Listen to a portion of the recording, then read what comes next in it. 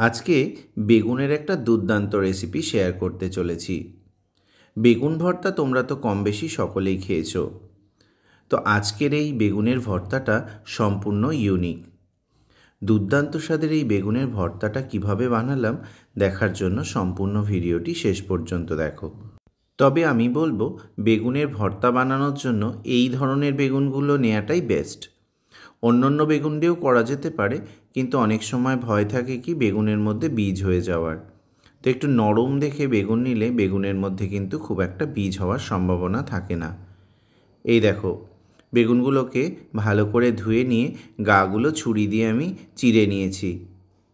অনেক সময় কি হয়, বেগুন পোড়ানোর সময় বেগুনটা ফেটে বেরিয়ে আসে, তাই গাটা চিড়ে দিলে সেই ভয়টা থাকে না। আর বেগুনের গাটা এভাবে চিড়ে নিয়ে এর মধ্যে থেকে আস্ত রসুনগুলো ওই চেরা অংশের মধ্যে দিয়ে বেগুনের মধ্যে ভালো করে ঢুকিয়ে দেব। রসুনটাও কিন্তু বেগুনের সাথে সমানভাবে সেদ্ধ হয়ে যাবে, এতে স্বাদটা কিন্তু দারুণ হয়। অনেকে রসুন কুচিয়ে দেয়, কিন্তু আমি রসুনটা কুচিয়ে দেব না। এইভাবে পোড়ালে এটা কিন্তু একটা অন্যরকম টেস্ট হয়। সমস্ত রসুনগুলোকে আমি বেগুনের মধ্যে সুন্দর করে ঢুকিয়ে নিয়েছি। এবার একটু হাতে সর্ষের তেল নিয়ে নিয়েছি, আর বেগুনের গায়ে সুন্দর করে এই সর্ষের তেলটা মাখিয়ে দিচ্ছি। এভাবে করলে বেগুনটা কিন্তু সুন্দর পোড়া হয়।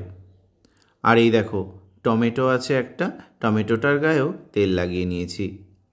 এবার গ্যাসের ওভেনের ওপর রুটি ছাকার জ্বালনিটা বসিয়ে দিয়েছি, দিয়ে বেগুনটাকে পুড়িয়ে নিচ্ছি ভালো করে। কাঠের জালে বেগুন পোড়ালে তার স্বাদ কিন্তু একটা অন্যরকমই হয়।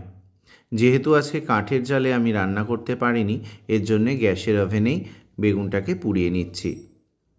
এইভাবে উল্টে পাল্টে বেগুনটাকে আমি সুন্দর করে পুড়িয়ে নেব।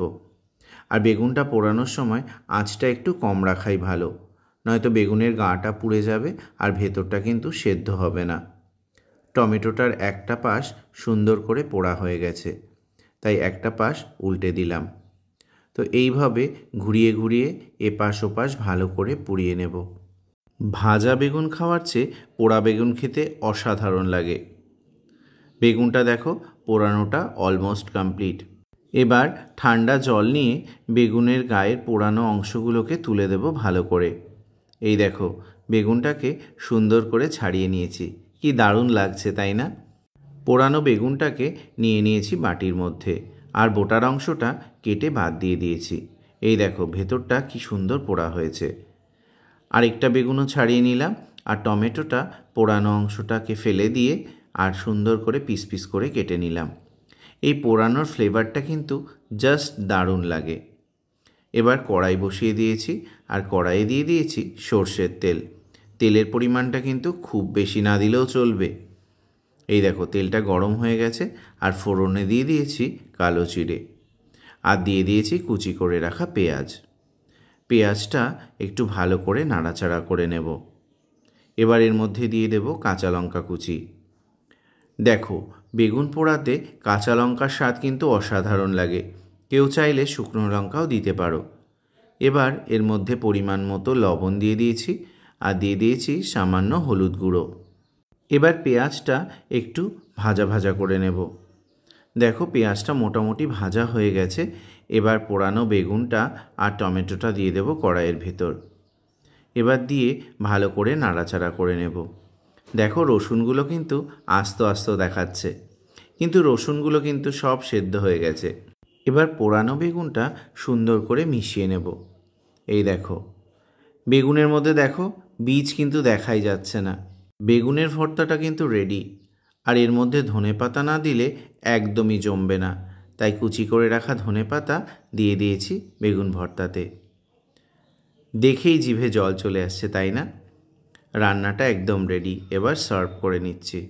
গরম গরম ভাতের সাথে কিংবা রুটির সাথে এই বেগুন ভর্তাটা খেতে কিন্তু অসাধারণ লাগে। ভিডিওটি তোমাদের কেমন লাগলো অবশ্যই জানিও। ভালো লাগলে লাইক করো, কমেন্টস করো, আর যারা নতুন আছো অবশ্যই কিন্তু চ্যানেলটা সাবস্ক্রাইব করে দিও। এবার আমি একটু গরম ভাতের সাথে খেয়ে দেখছি কেমন হয়েছে। গন্ধ যা বেরিয়েছে কি বলবো তোমাদেরকে, আমি তো লোভ সামলাতে পারছি না।